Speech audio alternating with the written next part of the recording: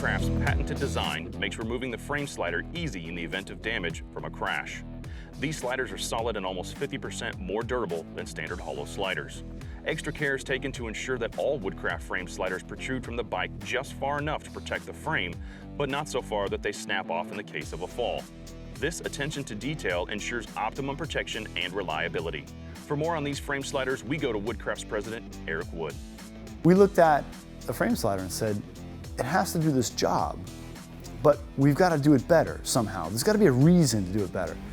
And so as that product was out for a couple years, we saw the flaws. Now, not that they're major flaws, because they sold plenty of them, they did good, but when you crash on a slider that has a hollow center, there are two inherent problems.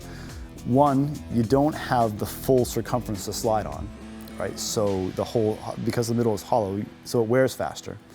And the second is the hole gets all deformed and twisted. So, you know, the thought of being able to easily replace your frame slider was a giant pain in the neck. And so we said, okay, and we worked at a whole bunch of different ways, and we finally figured out that if you encapsulate a base with a piece of plastic and put the fastener in from the side, then you get the full diameter to slide on, which makes it last a lot longer.